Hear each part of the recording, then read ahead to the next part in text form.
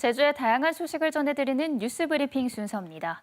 제주 지역에서 오늘 보도한 뉴스 가운데 주목할 만한 기사를 소개해드리는 뉴스픽으로 출발합니다. 오늘 저희가 살펴본 기사는 제주일보 진주리 기자의 학부모 학교 주민 관심이 농어촌 학교 성장 지켰답니다. 2015년 작은 학교 지원 조례 제정 이후 도내 초등학교 7곳 등 8개 학교가 작은 학교에서 벗어났다고 제주일보가 보도했습니다. 같은 취지의 기사를 다른 일간지들도 실었는데요. 제주 작은 학교는 학생 수 100명 이하나 6학급 이하의 초등학교와 중학교를 말합니다.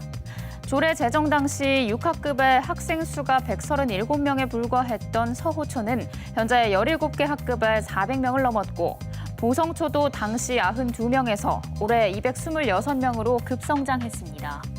애월초 덕럭분교장은 2018년 들어 22년 만에 본교로 승격했는데요. 학부모와 교직원, 학교발전위원회가 공동주택을 짓는 등의 꾸준한 노력이 뒷받침됐습니다. 교육청은 작은 학교 지원 조례 제정 뒤 도민들의 꾸준한 관심으로 작은 학교가 지역을 균형 있게 발전시키는 구심점이 되고 있다고 의미를 부여했는데요. 학교와 학부모, 주민의 관심이 작은 학교 성장의 밑거름이 되고 있다는 진주리 기자의 보도를 오늘의 뉴스픽으로 전해드렸습니다. 오늘은 제주 3.10 총파업 74주년을 맞이하는 날입니다. 오늘 시사용어 사전에서 제주 3.10 총파업에 대해 알려드립니다. 제주 4.3의 도화선이 된 1947년 3.1절 발포 사건. 제주도민 3만 명이 3.1 정신 계승과 자주 독립을 외치며 당시 제주 북국민학교에서 기념대회를 가진 뒤 가두 시위를 진행했는데요.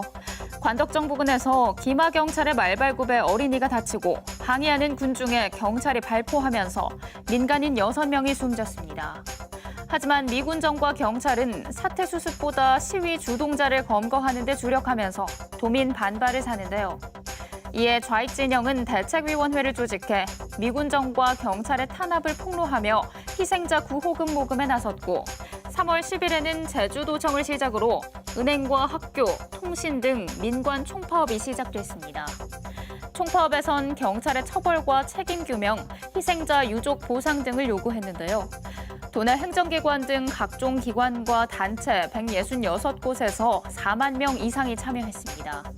하지만 당시 조병옥 경무부장은 경찰의 발포가 정당 방위이고 총파업은 북조선과 몰래 공모해 발생했다고 공표했고 이 사건 직후 미군정 보고서엔 제주도는 70%가 좌익 정당에 동조적이거나 가입해 있을 정도로 좌익의 본거지라고 기록되는데요.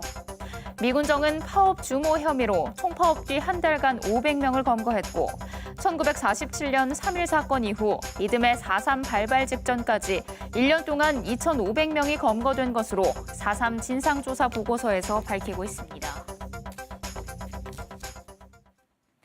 계속해서 주요 단신 전해드립니다. 제주경찰청은 농지법과 부동산 실명법 위반 혐의로 고발된 고영권 제주도 정무부지사에 대해 입증할 만한 증거가 부족해 무혐의 처분을 내렸다고 밝혔습니다.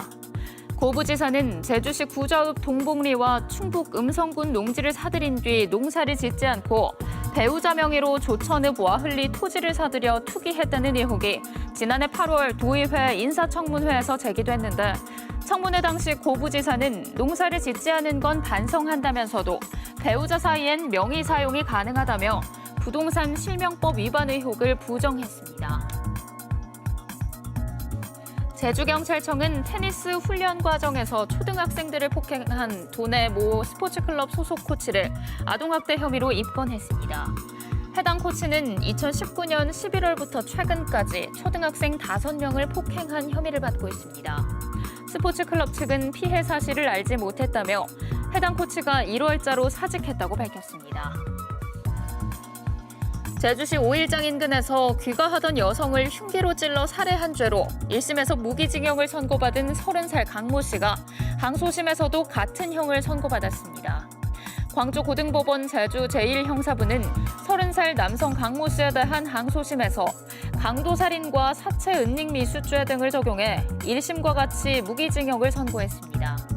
재판부는 피고인의 범행 경위와 수단 등을 볼 때 죄질이 좋지 않고 피해 회복을 위한 노력도 없으며 피해 유족에게 용서를 받지도 못했다고 선고 이유를 밝혔습니다. 제주시 한라도서관 인근 오등봉공원 부지에 대규모 아파트와 공원 등을 조성하는 사업에 대해 토지주들이 반대 입장을 밝히며 중단을 촉구했습니다. 제주시 오등봉공원 비상대책위원회는 성명을 통해 지역 주민과 논의도 없이 시작한 민간 특례 사업이 지역 사회를 분열시키고 있다며 20년 방치 끝에 특례로 진행하는 사업이 특정인의 이익을 위한 게 아니냐는 의구심이 든다고 주장했습니다. 그러면서 오등봉공원 사업을 중단하고 이를 둘러싼 도시계획심의위원회의 압력 행사 논란을 수사하라고 촉구했습니다. 제주도가 지방세 특례와 감면을 10년 만에 전면 재검토합니다. 제주도는 투자 유치와 관광객 모집을 위해 회원제 골프장과 고급 선박, 투자진흥지구 입주기업 등에 연간 2,600억 원가량 세제 혜택을 제공해 왔는데 앞으로는 기업 유치 실적과 지방재정 확충 기여 등을 분석해 세제 지원을 하도록 조례 개정을 추진하고 내년부터 시행하겠다고 밝혔습니다.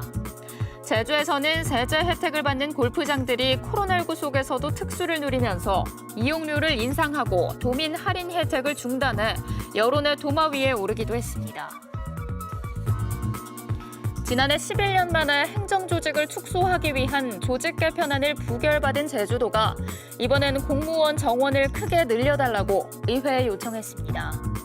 제주도는 지방공무원 총수를 6,311명으로 기존보다 147명 더 늘리는 내용을 담은 관련 조례 개정안을 17일부터 시작되는 제393회 제주도의회 임시회에 제출했습니다. 신규 증원 인력은 집행기관 43명과 소방 83명, 자치경찰 8명, 자치경찰위원 운영에 따른 합의제 행정기관 9명 등으로 여기에 드는 인건비는 연간 66억 원입니다. 지금까지 뉴스브리핑이었습니다.